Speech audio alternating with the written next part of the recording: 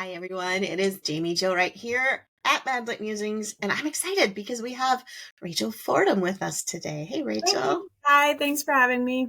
Yeah, I'm so glad you're here, and I think this is going to be a fun conversation because I have a cat's tail right here in the camera if anybody's watching, and but besides the cat, I just think your book looks super good, and I'm excited to Aw, talk about it.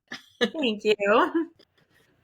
Yeah, so the book is called Beyond Ivy Walls. The cover I'm looking at right now is absolutely gorgeous. It took a while to get to that gorgeous cover. Did So, it? yeah, they sent me one originally, and I don't know how to explain it other than it just sort of gave off a 1980s Anna Green Gable cover vibe. At least that it looks like Okay, my sure, yeah. that. And they were very open to, we can't figure out what we're missing here. And so we tried lots of different houses, we tried lots of different people, and then it finally was like, oh, there it is, and It just it kind of fits the book falls really into well. place. Yeah. Yeah, Now, is that a real house or is that just like a graphic of a house that doesn't actually exist?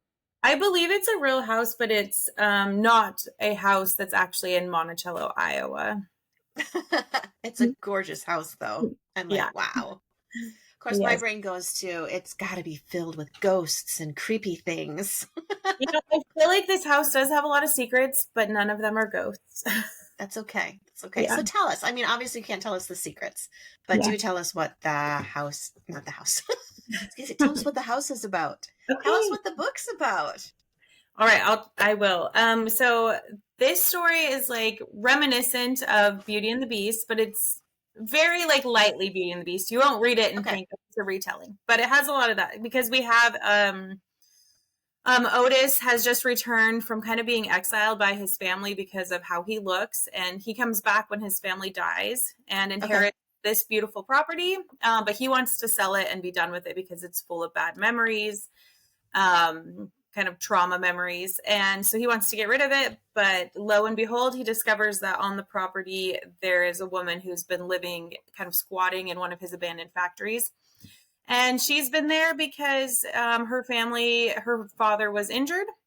So she Okay. came to the city to work in a different factory, and has no place to stay. So because he doesn't want anyone to know he's there, he decides to hire her to kind of help him get the house ready to sell so that she won't tell everyone he's back in town. And there's Hmm. kind of your Beauty and the Beast thrown together situation. And of course, a lot of other secrets and healing and romance evolve from there. That sounds super fun. I love houses and then Beauty and the Yeah, Beast. I I know. mean, that's cool. That's cool. That's Yeah, I'm awesome. excited about it. That sounds like a really fun story. So okay, why Monticello, Iowa first? Let's start there. Setting. What made Okay. you go to Iowa? So a few of my original books were written in Iowa, and I didn't know if I didn't know who was going to publish this book when I wrote it. And so I thought, well, if I do Iowa again, I could have some little Easter eggs from old books pop up, and that would just be Okay. fun. Hmm. But I wanted a different setting in Iowa. I didn't want to do farms and stuff again. And so I discovered that in Monticello, Iowa, they had a feather duster factory. And it was like, I thought, well, that's a unique setting. And it's kind of got that city factory element. That'll be different, but still be in Iowa. And then as I started researching that, I went to the old newspapers in that town, and I sort of discovered roller skating was a huge thing. And I thought, oh, I'm going to work that in. And I discovered all these weird, every other advertisement from the newspaper back then was for some miracle cure. And I thought, I'm going to work that in. And then I reached out to the library and I said, I'm finding all this great information, but I'm not finding a lot on the feather duster factory. And the lady at the library said, well, why don't I just connect you with one of the descendants of the factory? And so they were so wonderful, and it just made the whole experience really fun. And so all of those elements just kind of sort of started to come together. And I was like, well, I want to set it in the real city so I can go there when I'm, at Right. some point and just meet Yeah. people. And so I kept it Monticello, Iowa. That's super cool. That is a lot of stuff for one town. When you when Yeah. you think about wow. But a feather duster factory is not something I had ever considered before as far as a historical concept. I don't know. I guess I just figured they just magically appeared. I never thought people had to Yeah. make feather dusters. Well, it was really fun because, well, obviously it was fun because I got to talk to people who were descendants of the factory. They're actually letting us Mhm. put some of the images of the factory in the back of the book, so that's exciting. Oh, awesome. Um, and I mean, it's not deep historical. These are just elements that are lightly throughout the story, but it's still fun. But so the history is fun. Mhm. Anyways, your history audience will like this. The original, it was a broom factory, and then someone Okay. came in with turkey feathers and said, "Can you make me a broom out of turkey feathers?" And they tried it, and they just wouldn't work. But they were kind of hung up on, well, we want to use these turkey feathers, and so they Mhm. took out the pith, like the middle part, Right. and it ended up making the very first like feather dusters, and they were like the biggest factory for feather dusters in the world. They started making custom ones and all kinds of stuff. So it's just a small part of the story, but it just sort of was a fun part that felt like everything else trickled from this one little piece of real history.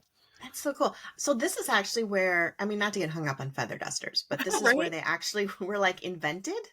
Well, um this is where the ones that use turkey feathers. Now there may have been ones Okay. that used other things, but they did spread kind of throughout the world. If you look up the Hogue Feather Duster Factory, Okay. um, it That's so was cool.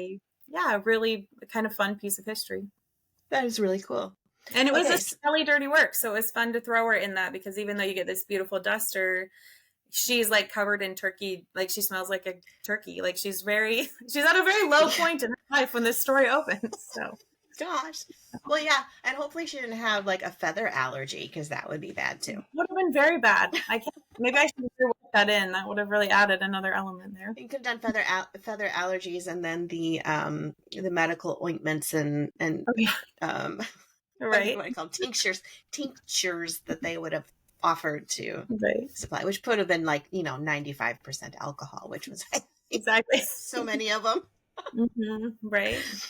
Oh, fun. Okay, so we have the feather duster factory, and then we have Otis, who is wanting to sell this house. Is he now? What's his thing? Because you said his family is not keen on Yeah. his appearance, or Right. there's an issue there. So So this happens early in the book, so I don't feel like it's a spoiler, but Okay. he was like he's coming back because he's been gone for 10 years and his family is like very wealthy. You can tell that from the cover. This is his house, right? And sometimes those well-to-do families want to keep save face, I guess, in society. Mm-hmm. Anyway, he when he's in his like puberty years, gets alopecia to where he's like Okay. completely bald, and his family is just mortified. Well, his dad in particular is mortified by this and tries all kinds of these kind of every miracle cure out there, and some of them end up scarring his head. And so his Mm, dad tells the town that he went away to like become a musical prodigy, and okay. he's really just sent him to live on the property of an old musician. And he does write music. He really is musical. But the whole reason he was sent away was really just to like, because they were ashamed of him. And so Mm-hmm. coming back, all of that kind of hits him again as he comes back and he wants to sell it and be done with it. But then I think it's a really great story of realizing that he can be loved there, that there can be good new memories there, and kind of dealing with a lot of that and Mm-hmm. that sounds really heavy, but there's so many like lighthearted, fun, romantic moments as he comes out of Yeah. that Yeah. trial. That's cool though. It's cool to see people in represented in stories that are struggling with areas that society may not necessarily accept them. And I, it's kind of interesting because you do look at those eras where um we always say like the Gilded Age or even the Regency era where the impression was so important for society and keeping up the appearance, etc. But I think in a lot of ways it hasn't really changed much. Right. I think we still, we get bombarded with messages that we have to look a certain way, weigh a certain way, Hmm. whatever. And so I think that message will resonate with a lot of people that what's inside matters most, Hmm. and so Hmm. that was a fun uh, kind of thread to develop and watch him. there's a lot of growth in him. And I think that's why it's getting such good early reviews, is that he's a character you really want to root for. And maybe because we all see a little bit of ourselves in it, so. Absolutely. Yeah. Well, Otis also has another mission in life. He's looking for a long lost niece. Yes. So we don't want to spoil the elements of mystery in the story, but tell us a little bit about that. So when he comes back, his dad and his brother have died, and he's kind of Okay. trying to sort through this mess so he can sell the house. And while he's going through this like mess of accounts and such, he keeps finding an entry that has a name on it. And so he's like, who is this person that that this monthly payment kind of thing has been made to? And ultimately, this is early in the story too, he discovers that his brother had an illegitimate child. And so Oh. he's sort of in this position of, nobody knows about her, and I could just move on wherever she is. At this point, she's an orphan, and, anyway. Or he could go try to find her. And because he feels like he was abandoned, he is not going to abandon a part of his family. Yeah. And so there's a really interesting struggle there of, obviously like locating her, and then sort of like figuring out what to do with that. But it's a part that I think that it has a lot of my heart in it, because it is not a foster care storyline. However, it is this storyline of like, what is the right thing to do for this child? And I think that the thing that I have learned from foster care above all else, because there are a million different outcomes, is that we should do what is right for the child, no matter how that looks. And so I really loved writing that storyline in. And I think readers are going to love that too. That's cool. That's cool. Yeah, I think that's something the readers should know about you, because you have quite a background in foster care, and that's always been a real passion of you and your family, correct? Yeah. So I think we're going on, I kind of lose track. It's a blur, like 8 or 9 years of fostering, and it has been the best and the worst thing. I should say the worst and the best thing we have done. Sure. Yeah. I mean, it has thrown us into like parts of society and hardship and stuff that would have been a lot easier to avoid, but I wouldn't change like taking in these kids, even the ones that just destroyed me and broke my heart. It's just been the best. It's really beautiful to see, to really see what your capacity is to love. Like, you think I could love someone else's kid, but it's like a level you just, I mean, you take on that mantle of motherhood for this child that just shows up on your doorstep, and it's really incredible to see what kind of, I don't know, I just feel like there's been a lot of spiritual and learning and sacrifice. And I don't know that I have ever ministered to the one in any greater capacity than I have when just one of these kids show up. So yeah. No, I think foster parents are some of the unsung heroes.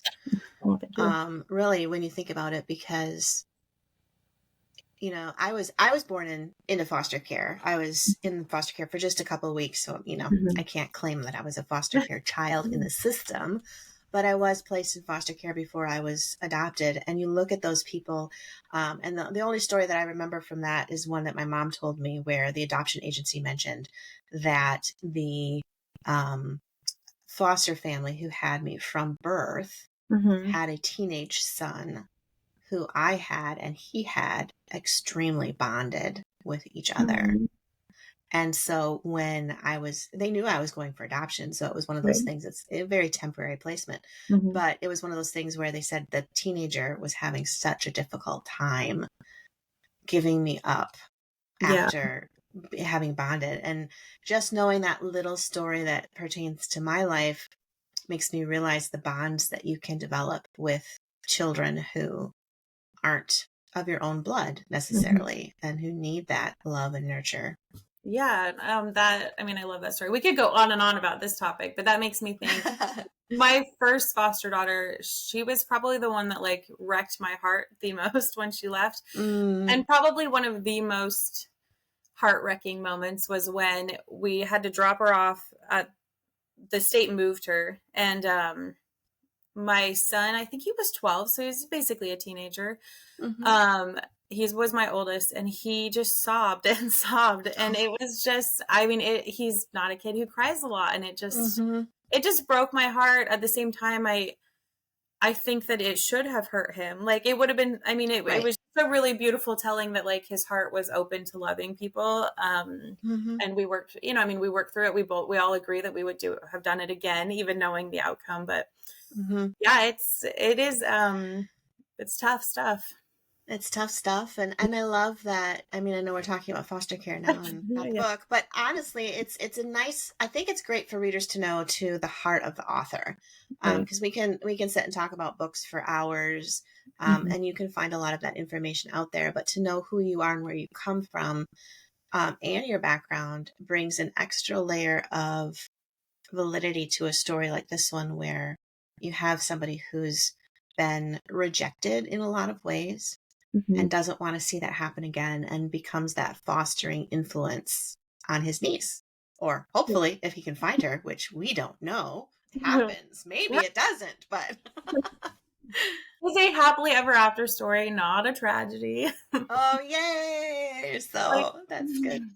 so no, I agree. It's very, I love reading books and going, oh, that's why this is working, is because I'm feeling the author's heart in it. And I think that those Right. are the Yeah, strongest books, right? So, I agree. I agree. I think the author's heart is so critical. And I know in just the few times you and I have had a chance to talk, that relationships for you seem to be such a vital thread in your life, whether it's foster care or your family or the people around you. And so when I've read your books before, for readers who are listening and may not be familiar with you, I could say that some books are very setting oriented, and like the settings kind of like the foundation of the right. story, and then there's others where the plot is the foundation of the story.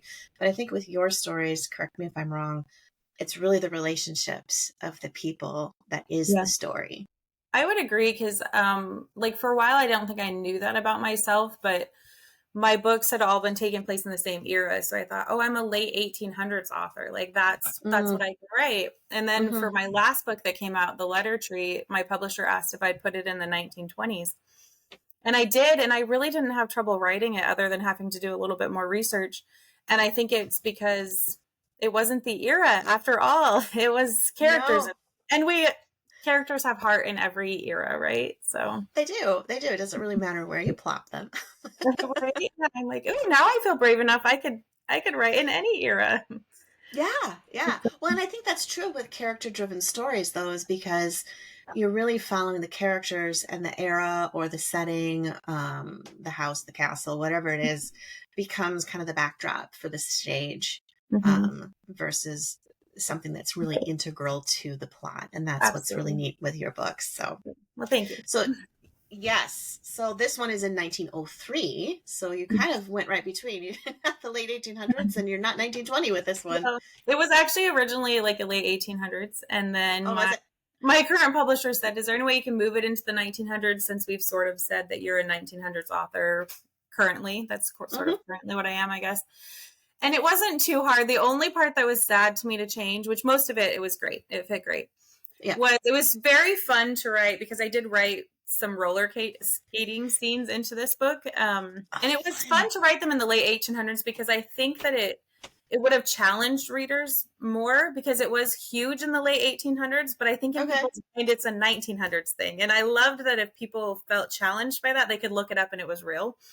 Yeah. It was, Yeah. I think 1800s people have this one image of like a prairie woman or something. So to have her Right. in 1800s roller skating was just sort of fun because I liked the idea that it made people go, oh, there was more happening in the 1800s than I thought there was. Well, I was going to say with roller skating, I didn't think roller skating was even a thing in the 1800s. Like, I figured that was, I don't know, 1930. I Yes. probably would have dated it. I think that it had a couple like surges, that were Okay. really big, but actually late 1800s were it was when I was reading the newspaper, I'm like, every article is about roller skating. They had 4 rinks in a tiny town in the late 1800s. And so I had to hold on to some of that when I switched it to 1900. I had to put in a few lines where they said things like, Yeah. even though we've had this for 20 years, we still love roller skating, because Right. um, Right. You still wanted to get that plug in for the 1800. Well, for people like me who are sitting here going, wait, what? They like, had it? wagons, they're not roller skating, right? So, okay, this really is like interesting to me. So I know what roller skates look like today. Did they look Mhm. different back then? Like, Yeah, so I mean, I've looked at a lot of images of them, and I think there's some variety, but a lot of them were like a base with wheels that strapped onto your shoe. okay, That was yeah, seemed to be the most common, and they really like when they started getting like bearings where they could switch directions more and not, I don't know, like anyways, right, yeah, that's when they really kind of took off because it allowed for it to be more fun, I yeah. guess. I suppose otherwise you were just rolling forward Yeah, because if so you they don't have kind the of your wheels wouldn't adjust. Yeah. that, Oh, yeah. interesting. So yeah, it was very fun to read about, and it was so funny because in the newspaper it would just be articles where they'd be like talking about so and so like breaking their leg. I mean, it was just like so many references to roller skating, and I just thought I have to put that in there. And in a sense, Yeah. in Beauty and the Beast, you have her love of books, and she gets her library, and I know all of us are like, we want that library. And so it was really fun in this because the old, I'm totally giving away some of it, but the old factory that she'd been staying in when she was squatting, he like makes into a roller skating rink, and so there's his gift at some point, and I'm like, it's so sweet. Like I just thought it was so fun. Oh, so her roller skating rink is like Belle's library. I I love think so. that. Yeah, so I mean, I we're all love gonna want that. to. It's probably gonna revive roller skating. I I mean, think so. I think this yeah. book is going to change the face of roller skating as we know it. A fun pastime to include in there, I think, because we can Right? all Yeah, relate a little bit. So exactly. Yeah, I've been roller skating. I'm not good at it at I'm all. far from it from when I was a Do you kid. really? Yeah, I'm like that's my only memory of it. Oh, how precious. Well, Yeah, you put it in your book. opening the newspaper with an article, if I'd been in the Right. 1800s, like she Right. her chin open. I love reading the newspapers from that era because they literally it was a report on everything. Like Mhm. I was reading some and it was like Mrs. Olson went to the Jensens for lunch after church on Sunday and they resided there for 3 hours before they had afternoon tea. And you're like, that made the newspaper? Oh yeah, I really enjoyed it. I got sucked in. I'd have to be like, okay, don't read anymore right now. Right? Yeah. But yeah, I'm like, oh, I kind of feel like I know these people now. Like, I want to go to Uh-huh. the big rink on Masquerade Night, and uh, Yes. Yes. I love I'm it. excited. I'm actually going there in August. I'm going to do a couple events in that Okay. town, and I'm just excited. I mean, there'll probably be no one there, but I'll be like on this high of oh, look. So yeah, it'll So be if great. people are in that area though, they should come. Are you going Mhm. to have the dates on your website or something so people can see where they Yeah, they're can? kind of all getting fine tuned right now, but it'll be Okay. give or take a few days around August 17th. So just right after the book comes out. It's just something I've been wanting to Awesome. do ever since I met these sweet ladies that helped me with feather dusters. So I love it. I love it. So we've come full circle. We're back to yeah, the feather dusters. that's right. So that's great. Okay, so readers, you want to get Beyond Ivy Walls. It comes out in August. You Mhm. can pre-order it if this airs before August. I can't remember when I'm airing this. Otherwise, you can just get it. But you can get this book really anywhere books are sold, right? Yeah, anywhere, ebook, audio, anywhere. Oh, good. I love audiobooks. Mhm. I My thought I first would one, never. a guy and a girl reader, so we'll see how. Ooh, I Yeah. like that. Now I really want to get that. I've never been a big audiobook reader until I got so busy that that was the only way I could read books. It definitely helps with multitasking. It So really does. It really does. Mhm. So good. I'm glad to hear it's an audiobook too. So that's Yes. Yeah. exciting. Awesome. Rachel, thank you so much for being here. This was a blast. Let's No, do it thank you for having me. again. Of course. And best wishes to you as you continue with the launch of Beyond Ivy Walls. All right. Thank you.